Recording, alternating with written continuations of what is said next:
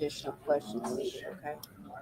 Welcome to the News Channel 9 First of all, I Stream wanna say Center. thank We you are all for about to being do here a press today. I know conference everybody from is wanting to Hamilton get all County, their where they news, are going to give us an update on the and flooding effects of situation all the that we've flash seen flooding that have over the occurred within the past last 24 18 hours. hours It's been, here in I Hamilton will say, County. it has been Unprecedented a flooding that long hasn't 24 happened hours, but since we do have some 1974. updates, Let's listen and in. we do want to get you the latest information.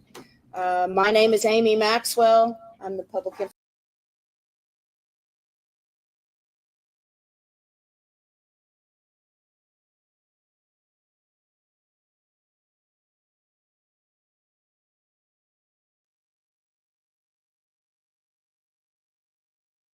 We have done today, and that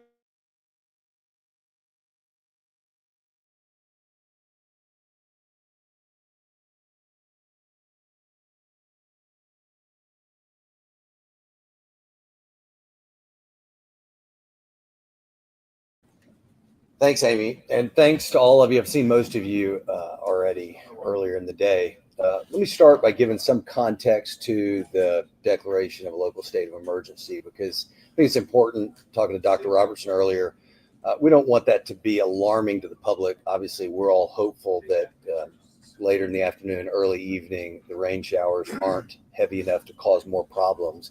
So we want everybody to be on guard. But at this point, I would think of that declaration of a state of emergency as more an administrative matter than something that should cause alarm to the general public.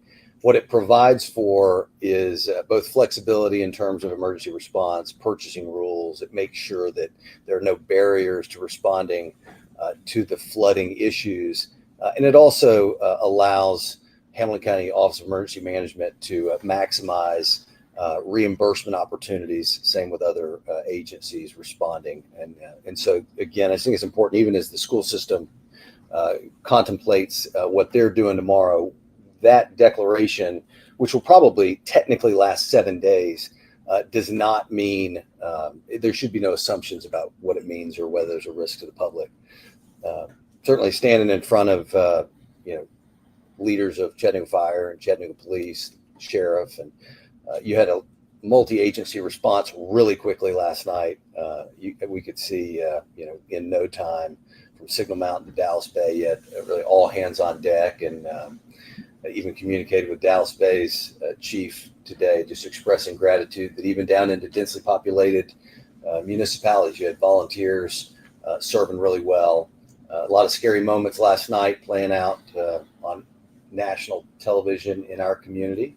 And I'd say after spending a couple hours in East Ridge this morning, as tough as it is and as saddening as it is that there's a loss of life, the damage to property and to infrastructure is not as bad as I thought it would have been based on the way things looked last night. But it was an incredible example of a multi-agency response. We get to see this often. Last night, the community saw in action both paid professionals and volunteers coming together to work alongside one another. And then there's a lot of work that follows up today. That we were out with TEMA and the Hamilton County Office of Emergency Management doing an assessment of damage, and there'll be more to come on that subject. But grateful for all the folks behind me, and I want to give everybody an opportunity to share their perspective. But being on the ground in East Ridge today, I was in part grateful that it wasn't worse than it was. You certainly got the feeling that another inch or two, 7 inches over 3 hours is historic, but another inch or two, and this would have been a whole lot worse than it was. So with that, Amy, I'll turn it back to you. Thank you, Mayor. And now I want to introduce Mayor Kelly to give us a little update for the city of Chattanooga. Thank you, Amy. Thanks, everybody, for being here. Let me start by just saying thank you to our first responders, to our police department, our fire department, our public works. Again, police and fire were out there, in some cases, public works, putting their lives at risk. And we can't thank them enough for their heroic work. Just some numbers. We had 100 firefighters respond to more than 50 emergencies and calls for assistance. I think Swift Water Rescue saved 35 individuals from life-threatening situations. Our police department, CPD, received 427 calls for service, including 114 reports of flooding. Chief Chambers will tell you more about that, I'm sure. Public Works was out, till 1 a.m. and back at 7 this morning, cleaning basins and making sure that the water could drain out. Again, I should mention that the community centers are open as shelters as well. We opened the Chris Ramsey Community Center as a shelter in Brainerd last night. It will remain open tonight. We put the Hickson Community Center and the South Chattanooga Community Centers on standby to serve as shelters tonight should more rainfall occur, although I think it's looking better now. So look, we're just focused on keeping people safe. You'll be reminded many times a day, but if you see deep water, please do not attempt to drive through it. This was a deadly event. Sadly, I want to express my condolences to the friends and family of the young family who died tragically in East Ridge. We've also been informed the body was discovered downstream of East Brainerd Road, which matches the description of a man who, unfortunately, unwisely maneuvered around fire department barricades and was swept away by a stream. We've not been able to identify his body yet, but obviously a tragic event. So again, we want to make sure that folks stay safe throughout the coming days if there's any additional rainfall. I will say that was the second highest rainfall total in the city's history, best we can tell. I'm sure we'll have a lot of questions about response, and we can address those at the proper time. Thank you. Thank you, Mayor Kelly.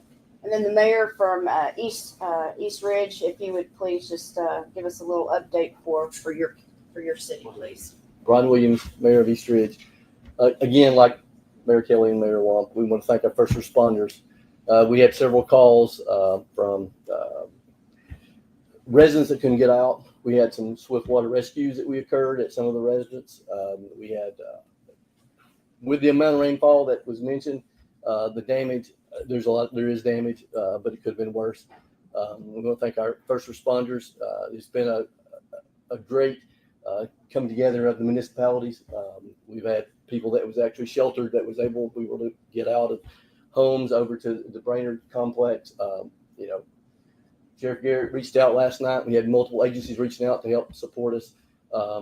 We done an assessment with Mayor Womp this morning. We're collecting information. We're putting out a press release from East Ridge requesting all residents that's actually been impacted by intrusion of water into their home to get those documented so we can actually compile that list, see if we can get some TEMA and maybe some FEMA assistance to help support our citizens and our residents. So it's been amazing seeing all the collaboration from all the departments, and East Ridge is thankful for that, and anything we can do and assist in other municipalities in the county, we're willing to do so. And thank you very much, everyone.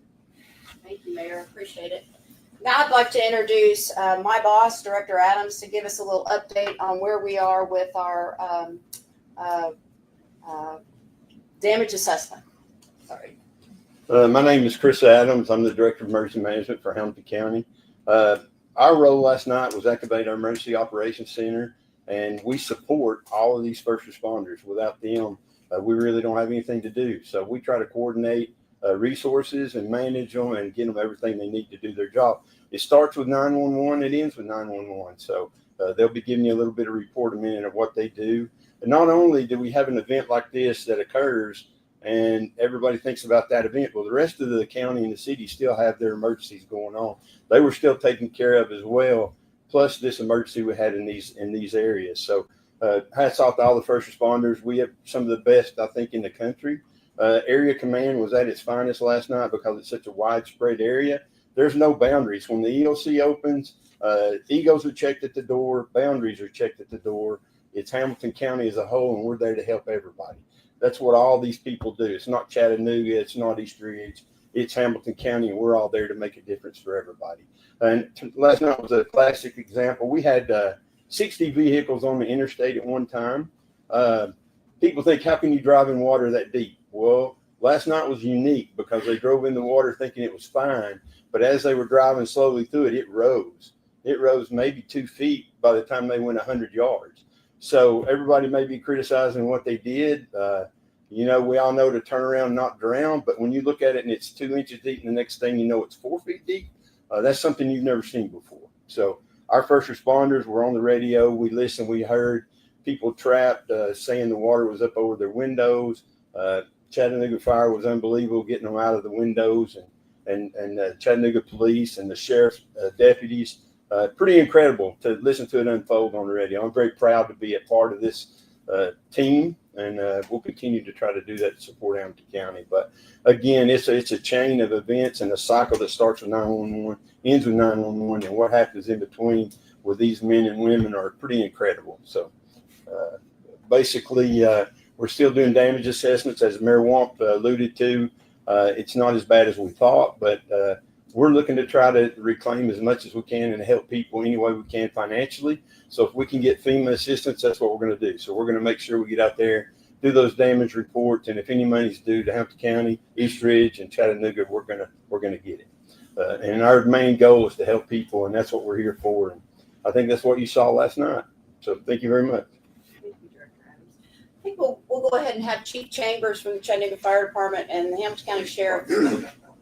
What did I say? Oh, excuse me, Police Department. It's been a long day. I'm sorry. And Sheriff Garrett, give a little idea of what challenges we faced last night with all the problems with the interstate and how they were shut down and trying to get all the motor vehicles out of the way and all the calls that you had to assist as well when it came to, your natural, 911 calls too. Sure. John Chambers, Chief of Police for the Chattanooga Police Department. Last night, as what we normally get with any type of weather event, generally speaking, we have a decent warning, right? We have a general idea about what's to come. And I believe last night, it's safe to say, caught us by surprise. We did not expect, especially the gravity of what occurred, to hit us and then in such a short period of time. So we didn't have resources on standby. We didn't have a whole lot of assets standing by waiting on the thing to happen. So what we did, though, was we had men and women who are dedicated to protecting their community. And the fire department, police department, the sheriff's office, public works, that were literally out there risking their own safety for the sake of their community. They do that every day, but nights like last night is different. That's something where they're doing it hundreds of times in a very short period of time. Over 400 calls for service. And a lot of those we couldn't handle. The sheriff's office stepped in on the east side of the city to help out with that. And we were very grateful. Just like Director Adams said, it doesn't become a city versus county versus East Ridge. We are a community, and we are all here to work together, especially in situations like that. So I'm very proud of our response and the men and women that showed up. We did call in resources that were not working, right? We had the men and women that were already on duty out there working become overwhelmed very quickly. We called in additional resources to help out with that, and then also, of course, reached out to our partner agencies to address those concerns. Unfortunately, we did have loss of life within the city of Chattanooga. That is very early on. At this point in time, we know that it is a black male, and that is really all that we know as far as the additional circumstances around that. It is likely that he lost his life in the flood, but those things will have to be determined with the medical examiner at a later date just to confirm that. As more information evolves in that investigation, we'll be happy to share that. But I do want to thank my colleagues and the work that their departments did throughout the night. It was a tremendous effort by all. And we're ready for tonight. In the event something else kicks off tonight, rest assured that every single one of us will be out there protecting our community just like we always do. Thank you. Sheriff Austin Garrett, I'll echo what Chief Chambers said. What you see when something like this happens is professionalism. It's seamless. And we get to see a side that you don't. We're in the operations center watching in depth what's happening. And when this unveils, we don't have lanes. Typically we do. Law enforcement has a lane, fire has their job to do. Last night what you saw was swift water rescue teams mixed fire, law enforcement, EMS, saving lives. Saving lives. That's our job, life preservation. Very proud of the job that's done in this county every day, regardless of the city limits or the county limits. The men and women in this county get the job done every day. And I'm honored to serve alongside each and every one of them. Thank you. Thank you, Sheriff. Now I want to bring up the Chattanooga Fire Department's chief, Terry Nolles, to talk a little bit about first responders last night. bringing on Swiftwater Rescue, additional tri-state mutual aid agencies to come in and support. Absolutely, yes. My name's Terry Nolles, the fire chief, Chattanooga Fire Department. And about 2 years ago, we started a Swiftwater team program, and the Chattanooga Fire Department Swiftwater team was just accredited by the state this past June. So this is actually our third response for Swiftwater events in this area. And so not just with our agency responding in with the Swiftwater teams, but the help from all the agencies around us. We had multiple Swiftwater teams that were called in through Tri-State Mutual Aid, and just the cooperation and the just working together, it's seamless. I mean, we knew what they were going to do. They knew what we were capable of, and we went to work. We had over 50 calls just within the city itself. I think over 100 throughout the county of water related emergencies. And we had at least 35 victims that were either rescued out of cars or houses that we know of. And so, you know, just like everybody's talked about, is the teamwork that within this county. Being part of other natural disasters that we've had over the years, no matter what it is, every one of these agencies come together, and like they said, we work as one. All our officers, all our firefighters, all our EMS, all our city and county departments all work together, and that just shows how much we care about our community and our neighborhoods and the community that we serve. Thank you. Now I'd like to bring up Barbara Loveless. She will talk to you about Hamilton County's 911 system and the challenges that they had as of last night. Barbara? Hi, everybody. I'm Barbara Loveless. I'm Director of Operations for Hamilton County 911. I think I can echo everybody's sentiment about this kind of we weren't kind of prepared for it. We usually have advance notice when we're going to have a major weather event, and that wasn't the case this time. So we weren't staffed up. We started seeing that there was a shift in the weather in the 5 o'clock hour, and it started to get exponentially worse. We got our initial word was that they were setting up a command post, and so we started our incident dispatch unit to set up with the responders at the Brainerd Rec Center, and that way they could help with evacuation and take some of that responsibility off of the main center.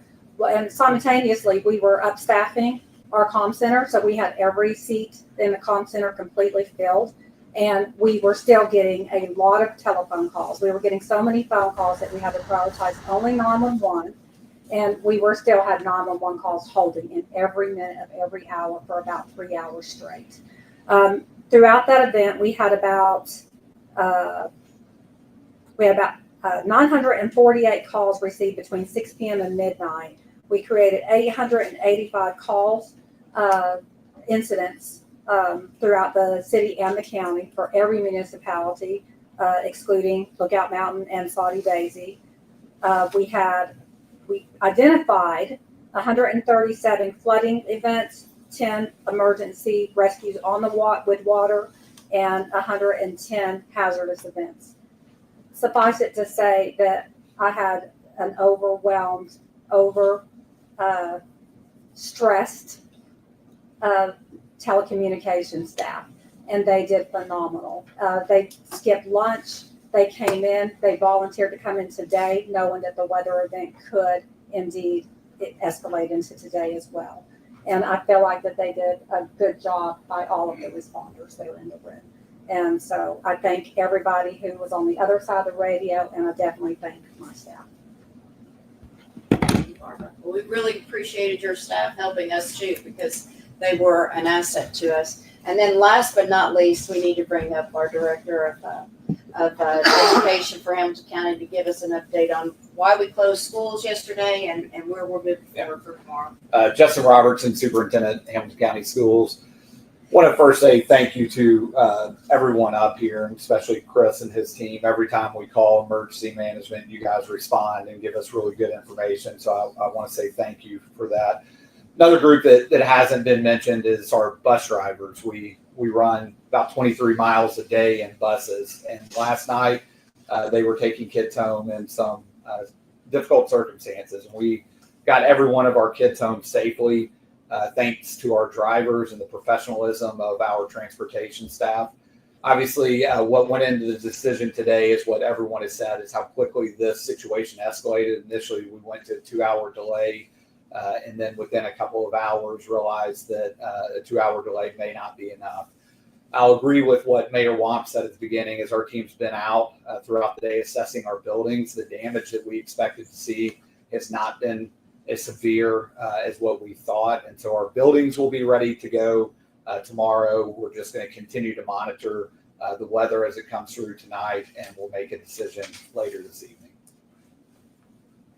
Thank you very much. And I guess right now we'll open it up for a few questions. Does anybody have any questions? Yeah, I think, Chris, you had mentioned that there have been like 60 cars that have been stranded on the interstate. Can you talk more about just like the process of getting those motorists rescued? We in the EOC are blessed with well, TDOT cameras, smart view cameras, and we get a real time. It's not a delay. So we could watch everything from the EOC just like we're sitting there. So we can relay the information. The law enforcement is right there with us. So we're getting all the real time information. They're getting it right out to their people with boots on the ground and getting those people out. We just left the cars where they were. That don't matter right then. It's about the people. That's all that mattered. And they got them out. Some of them walked down the retainer walls. Some CPD officers, I think it was CPD, actually were carrying them out on their backs. So there was a lot that couldn't walk through that water. So they carried them on their back until they got them to the divider and got them up on it to get them out of the water. So it's pretty incredible to watch how they did. And the ones that were going under, I think CFD, Chattanooga Fire, got them out. They were actually on the phone with dispatcher saying, water's running in, we're going under now, and we're listening. That's pretty stressful when you're hearing people say that. But they got them. Yeah.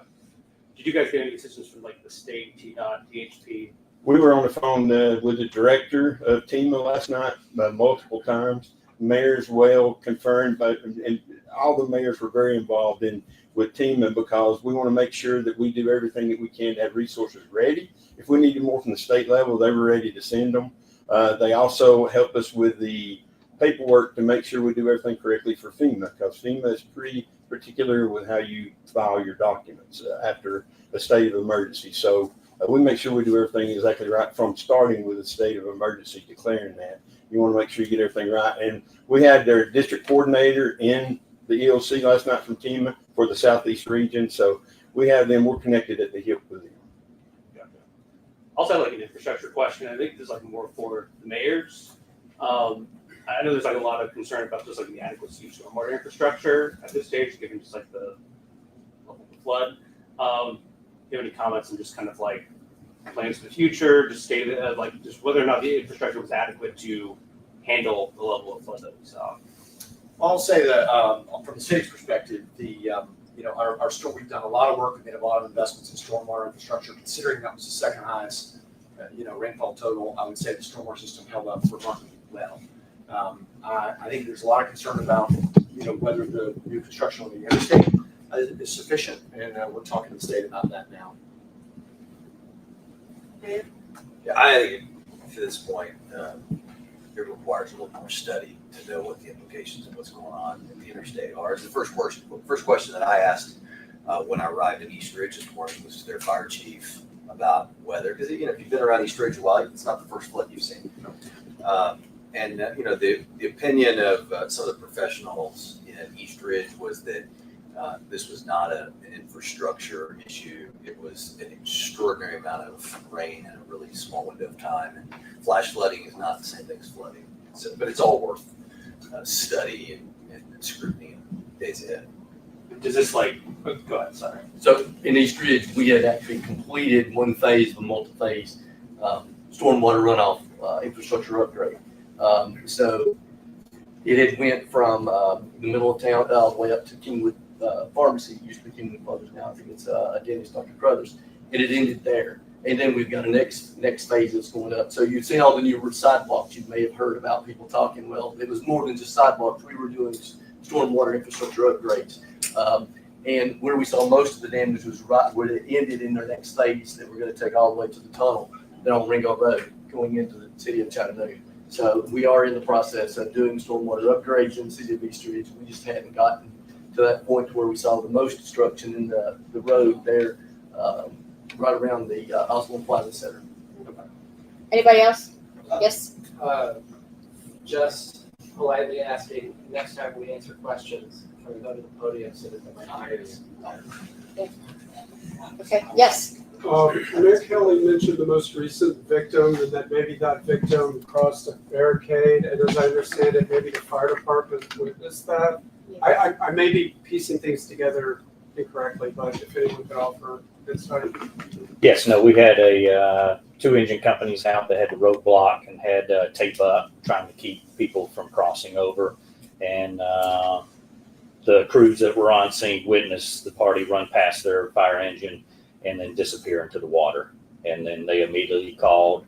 We had swift water teams in the area. We dispatched them right over there. They started a search and could not locate the person until today. Next, anybody? Question for you, Amy. Were you guys able to use AI tools to help monitor monitor flood levels in the Texas flood?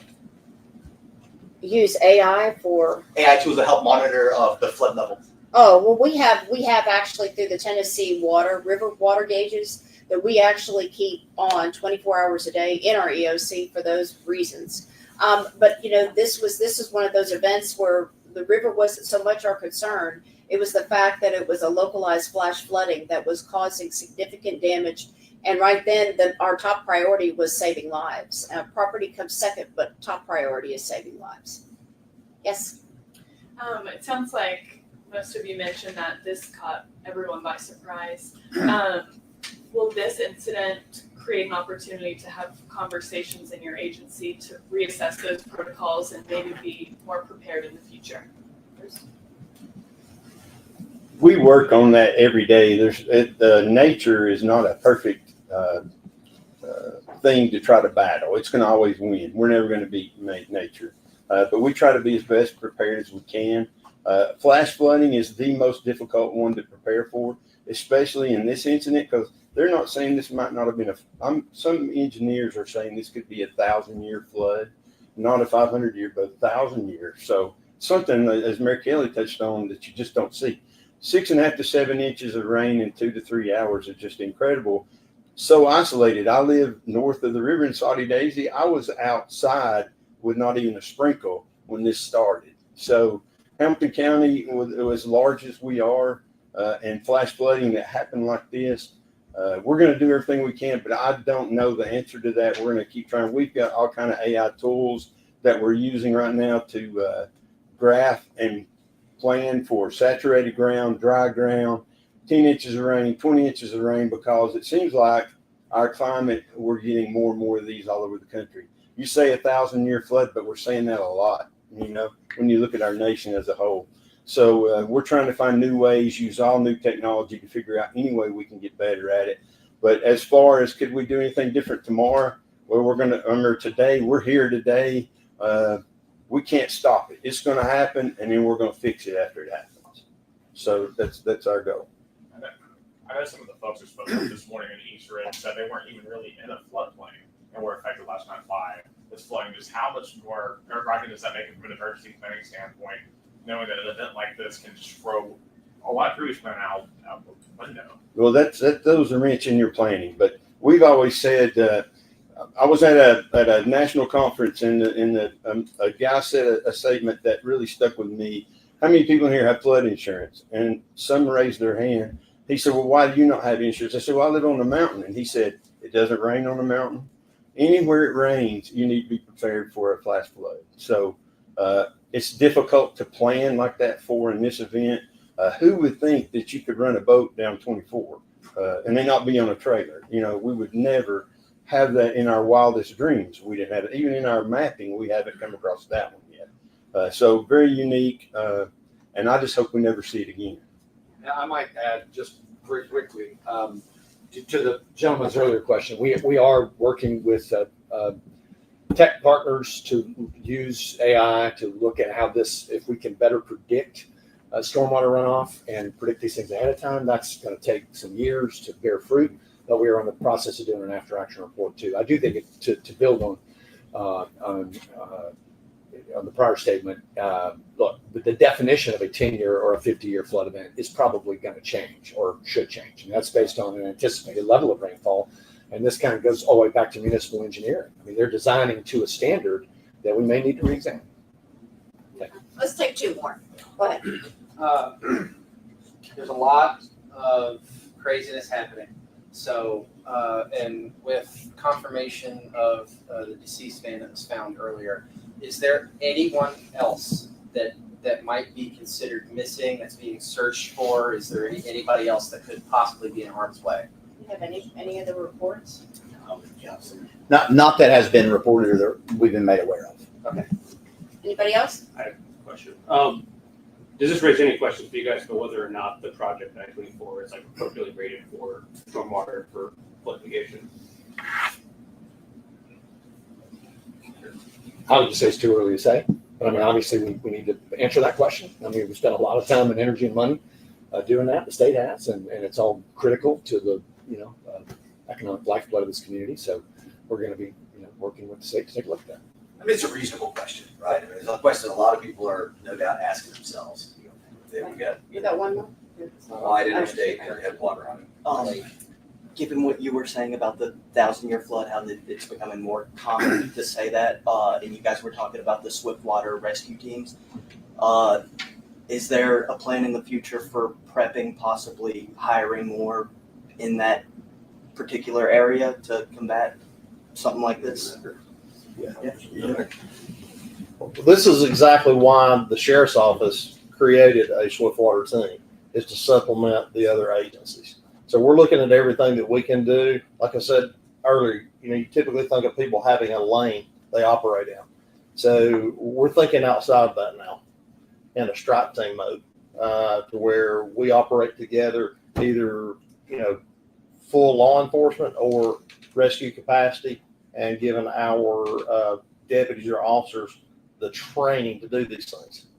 That way, if they're there, they can save lives. So that's why we're investing in that advanced training. I know the chief's department is, and the other municipalities are. Because like I said, when something like this happens, you depend on each other. And whether we're called to Salty Daisy, whether we're called to Atchison, we're called to East Ridge, we're coming and bringing everything we've got with us. And we're coming to save lives. So that is exactly why the sheriff's office, and I think I can speak for the other agencies, are expanding the training and building these teams out. And we're doing this training together. As the chief said, your third rescue. Yes. So ours was accredited about 3 weeks ago. The day that they certified, they saved lives in another county that they were in finishing their training. This was our second deployment. So it shows how important and how valuable it is. So. Thank you, Sheriff. And that's it. Thank you very much. I appreciate everybody coming today. It's possible, depending on the weather, we will be sending out additional information possibly tonight to give you any updates. If there's anything that's coming from, whether it's coming from 911 or Chattanooga Police, Chattanooga Fire, or our Hamilton County Sheriff's Office, they will let us know, and we will provide that information to you all later. Thank you very much for coming.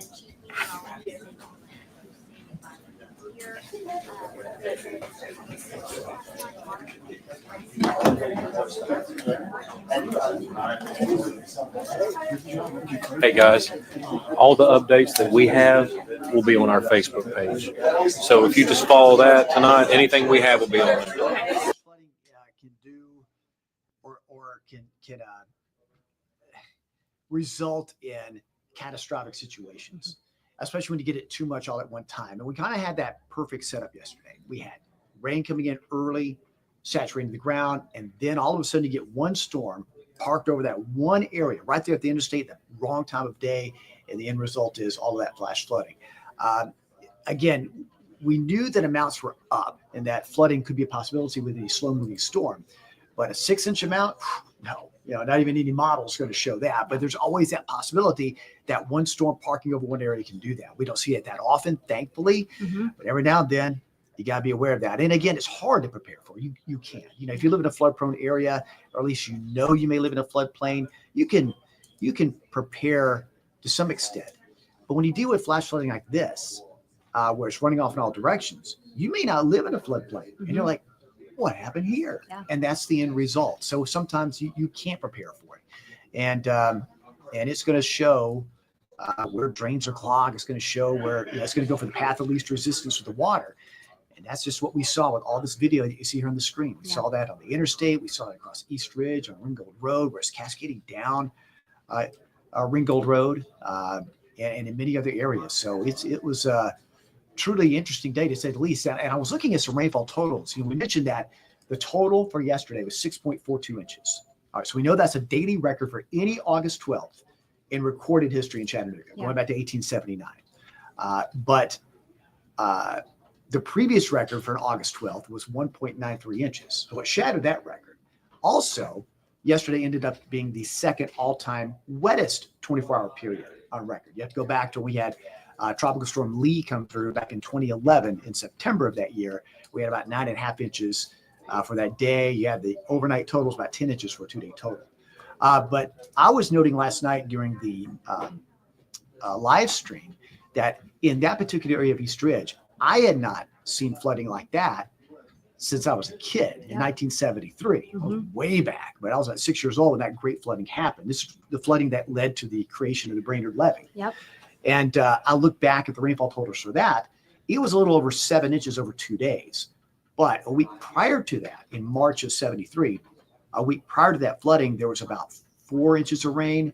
So the ground was super saturated, didn't get all the rain, no Brainerd Levee. So Spring Creek, Chickamauga Creek just spread out. And I remember going and looking at Eastgate Mall. It was a parking lot, it was a lake. And people in boats traveling around, trying to get the cars. It was an amazing sight to see. But the Brainerd Levee has helped alleviate a lot of the problems that happen in Brainerd. And really the flooding was a lot worse than this. But as far as seeing it like that, I had not seen it like that since 73. Yep. It's amazing.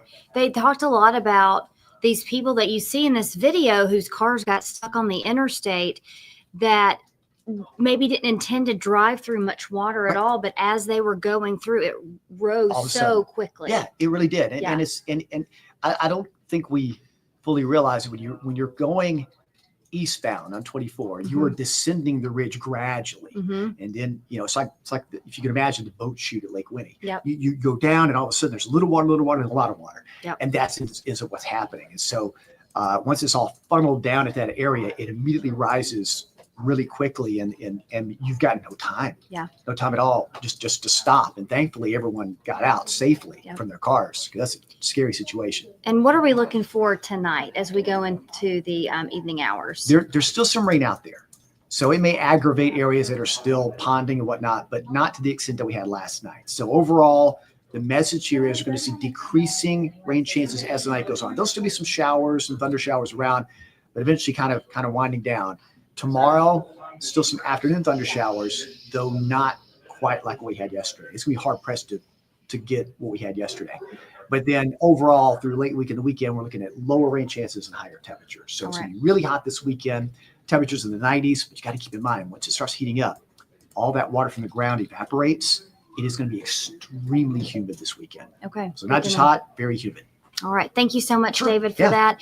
We're going to keep you updated here. News Channel 9 at 5 begins in just a few hours. We'll also be updating you on our social media pages. Thanks so much for joining us here in the News Channel 9 Stream Center.